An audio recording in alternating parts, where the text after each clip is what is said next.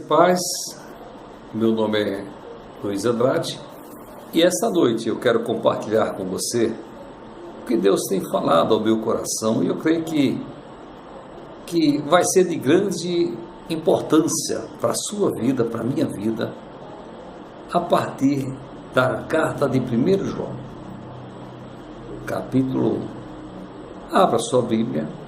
Hoje eu estou usando a versão da Bíblia de Genebra, muito boa por sinal, e a partir do verso 1 o autor diz o seguinte: o que era desde o princípio, o que vimos com nossos olhos, o que temos contemplado e as nossas mãos tocaram da palavra da vida, porque a vida foi manifestada e nós a vimos e testificamos dela e vos anunciamos a vida eterna que estava com o Pai e nos foi manifestada.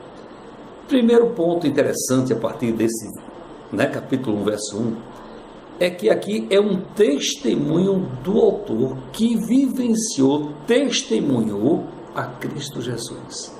A vida eterna manifesta em Cristo para a humanidade. Como ele diz, e vos anunciamos por quê? Porque testificamos dela, no entanto, é verdade. Foi visto com os seus olhos do autor. O que vimos e ouvimos. Veja bem, ele vai falar para mim e para você do que ele viu, do que ele ouviu. Isso vos anunciamos, para que também tenhas comunhão conosco. Ou seja, você vai ter comunhão dentro da mesma fé. Eu vi a vida eterna em Cristo, anuncio o que ele falou comigo, para que nós tenhamos juntos comunhão uns com os outros. E a nossa comunhão é com o Pai e com o Filho, Jesus Cristo. Ele continua: estas coisas vos escrevemos para que o vosso gozo se cumpra. A partir da palavra, da leitura, da introspecção, o autor diz: olha, isso vai mudar o teu interior, vai se cumprir o gozo do Messias prometido, da vida eterna, que vai transformar o teu dia a dia por outros aspectos. Deus é luz, diz o título apócrifo. Aqueles que não andam na luz não têm comunhão com ele. Veja, esse aqui é o título apócrifo. Deus é luz. Aqueles que não andam na luz não têm comunhão com ele. O que é andar na luz? Podemos dizer o seguinte: a palavra. O salmista escreve: lâmpada para os meus pés é a tua palavra. Logo, se eu ando iluminado pela palavra de Deus, eu não ando em trevas. Mas se na minha vida tem trevas, onde está a luz da palavra de Deus na minha vida? Porque Cristo é interessante. Ele diz: eu sou a luz do mundo. Aponta o dedão para nós e diz: vós sois a luz do mundo. É muito sério, amados. Ele diz: e esta é a mensagem que dele ouvimos. Quer dizer, eu não li sobre Cristo, eu ouvi esta mensagem e vos anunciamos. Qual é a mensagem que ele ouviu e que anuncia para mim e para você nesta noite? Que Deus é luz e não há em Deus treva alguma. Nossa vida tem, A nossa vida, ora permeia treva, ou permeia luz, ou tem muita luz e pouca treva, ou quem sabe, pouca treva e muita luz. É complicado. Mas ele está dizendo: olha, Deus é luz e nele não há treva nenhuma. E ele diz: se dissermos que temos comunhão com ele, eu creio que, se eu pergunto para você que está me ouvindo essa noite, você tem comunhão com Deus? Talvez você diga: olha, não muita, mas eu tenho uma certa comunhão. O outro vai dizer: eu tenho plena comunhão. Mas se eu ou você, nós temos comunhão, há sinais na minha vida dessa comunhão. Quer ver? Se dissermos que temos comunhão com Ele e andarmos nas trevas, mentimos e não praticamos a verdade. Interessante que essa questão de trevas é de difícil interpretação, porque hoje, né, no nosso cotidiano, especialmente aqui no nosso país, no nosso Brasil, nós temos uma ideia de que estar em trevas é estar fora da igreja. Estar em trevas é fumar, é brincar carnaval, talvez olhar coisas indevidas. Mas, meu amigo, quero dizer para você, minha amiga, que estar em trevas é estar fora da luz de Deus. Ele diz o seguinte: se eu digo que estou na luz, mas na verdade eu estou em trevas, eu sou mentiroso, né? Não pratico a verdade.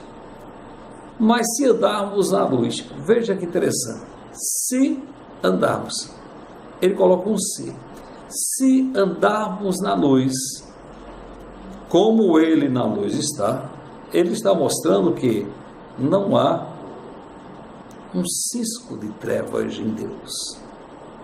Ele novamente afirma, ele está na luz. Se andarmos na luz, como ele na luz está, temos comunhão uns com os outros. Ou seja, o primeiro sinal que eu estou debaixo da luz de Deus é a comunhão um com o outro, uns com os outros. Ora, se nós vivemos em desunião, em discordâncias, onde está a luz de Deus na nossa vida? Isso é interessante a partir até da própria igreja. Quantas pessoas dentro das nossas comunidades de fé discordam, estão sem comunhão e muitas vezes encrencando com o outro, brigando com o outro, falando mal do outro, discorda da doutrina da igreja, discorda da doutrina do pastor. E aí nós vemos hoje assim, francamente, onde está a luz de Deus nas igrejas? Porque pelas centenas de denominações discordantes, cadê a comunhão um com os outros? E principalmente quando algumas denominações proíbem de você ter comunhão com outras denominações, porque aquela é a santa. É difícil. O verso 7 diz: se andarmos na luz, como ele na luz está, temos comunhão uns com os outros. Mas não é só esse reflexo da comunhão nas pessoas, a partir de que, notoriamente, a nossa comunhão existe de fato entre um e outro, entre uns e outros. O texto diz que nesse ponto, nesse patamar, o sangue de Jesus Cristo, seu Filho, nos purifica de todo pecado. Veja que interessante. Será que eu sou purificado do meu pecado se eu não estou em comunhão com Deus, em comunhão com os irmãos? Porque o texto, ele diz o seguinte: ora, existe uma luz, eu tenho que estar sob esta luz, e o reflexo disso vai ser comunhão uns com os outros. E é interessante que isso é a partir de casa. Minha comunhão com minha esposa, da esposa com o marido, a comunhão com os filhos, embora com todas as dificuldades, tá certo? A comunhão com Deus a partir da nossa casa. Ele diz, temos comunhão uns com os outros, mas tem outro reflexo. A partir daí, o sangue de Jesus, seu Filho, nos purifica de todo pecado. Olha lá o que João escreve a partir do verso 8. Se dissermos que não temos pecado, interessante é que quantas pessoas bradam, olha, eu não tenho pecado, eu fui ali e me confessei diante de Deus, né? Você vai para o momento da ceia, você vai para o momento eucarístico, onde as pessoas se confessam. Mas até onde todos os pecados foram eliminados ou confessados naquele momento? A Bíblia diz, né? Se confessarmos os nossos pecados, Ele é fiel e justo para nos perdoar, aqui mesmo em João. E ele diz, se dissermos que não tenho pecado. Interessante que Paulo diz, eu sou o pior dos pecadores. Vai ver porque reconhecendo a sua dificuldade é que talvez tenha sido os apóstolos que não conviveram com Cristo, mas que têm as mais profundas cartas, epístolas na Bíblia. Se dissermos que não temos pecado, enganamos-nos ao outro, a Deus, ao diabo, ao pastor, ao seu líder? Não. Ele diz que enganamos a nós mesmos. E ainda, além de estarmos enganados, ele diz, não há verdade em nós. Interessante quando ele usa esse termo, enganamos a nós mesmos, é que no cotidiano da vida, as falcatruas, as coisas erradas, rapaz, olha, né? Enganei o patrão, deu desfalque, né? Ou quem sabe, traiu a confiança de alguém. Na verdade, você é quem leva a rebombada. Pensando que está enganando alguém, está enganando a si próprio, a si próprio.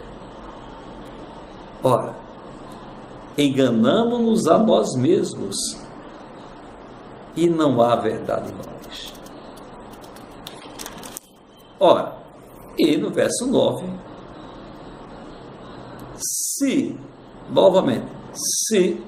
quase que duvidoso, né? Se confessarmos os nossos pecados. Interessante que o autor de Provérbios diz, aquele que encobre a sua transgressão jamais prosperará, mas aquele que confessa a sua transgressão e deixa, este alcançará misericórdia. Ele diz, se confessarmos os nossos pecados, ele é fiel e justo para nos perdoar. Jesus nos perdoa por sua misericórdia. Aí está certo o que o autor, né, de Provérbios disse, aquele que confessa o seu erro e deixa, alcançará misericórdia. E tem outro benefício. Ele diz, ele é fiel e justo para nos perdoar os pecados e nos purificar de toda injustiça. Ou seja, novamente, quando confessamos os nossos erros, reatamos, né? Confessamos uns aos outros, reconhecemos que estamos errados. Olha, realmente, olha, pisei na bola com você, me perdoe, seja minha esposa, meu filho, né? O teu colega de trabalho, a tua colega de trabalho, pisei na bola com você. Aí ele diz que naquele momento, Jesus nos purifica de toda injustiça. E ele novamente dá outro acosto no verso 10, quando ele diz, se dissermos que não pecamos, veja bem, se dissermos que não pecamos, quantas pessoas você diz, rapaz, vamos para a igreja, vamos ouvir, não estudo bíblico, eu não tenho pecado, eu não preciso, principalmente diz, eu não tenho pecado com cigarro na boca, eu não tenho pecado cheio do álcool, não tenho pecado com a vida dissoluta, eu não preciso de Deus. E aí você diz, olha, quando eu estou dizendo que eu não tenho pecado, estou dizendo que Deus em Cristo, Ele é mentiroso. E se eu estou dizendo que Ele é mentiroso, o texto dizendo, a palavra de Deus não está em mim. E só nesse versículo, nesse capítulo 1, ele nos faz refletir, como está a minha vida, como está a sua vida, dia de Deus e saúde. Vimos que o amor de Deus, ele se torna real na minha, na sua vida, a partir de algo visto no cotidiano, entre as pessoas que eu convivo, entre a comunhão, não é a falta de paz, as brigas, na comunhão, as pessoas gostam de estar com você, né? Porque vem algo diferente, você é de paz, você não é de encrenca, né? Você reconhece que você é um miserável pecador, quando ele diz realmente, olha, Deus não está em nós, quando a gente diz eu não peco, nós vamos agora cair para outra particularidade, a verdade que Paulo coloca em Efésios, que é pela graça de Deus que nós somos salvos, porque ao homem é impossível. mesmo confessando os pecados do Senhor, nós carecemos de sua misericórdia, porque é impossível nós nos livrarmos de todos os pecados. Então quero que você essa noite erga, seus olhos para os céus, como diz o salmista, eleva meus olhos para o monte, de onde me virá o socorro?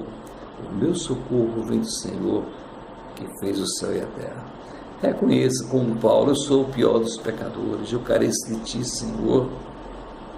E naquele momento, com certeza, se aproprie do perdão de Deus. E assim, eu te recomendo, da forma que Deus é luz e nele não há trevas alguma, eu quero dizer para você, para mim, como ser humano, é impossível nós vivenciarmos isso. Mas o sangue de Cristo sobre minha vida, sobre tua vida, nos oculta dos olhos de Satanás. Então que essa noite, a graça do Senhor Jesus e o seu sangue possa cair sobre sua vida e dar uma nova conotação de fé e de esperança. É o que eu te desejo em nome de Jesus. Amém? Que Deus te abençoe.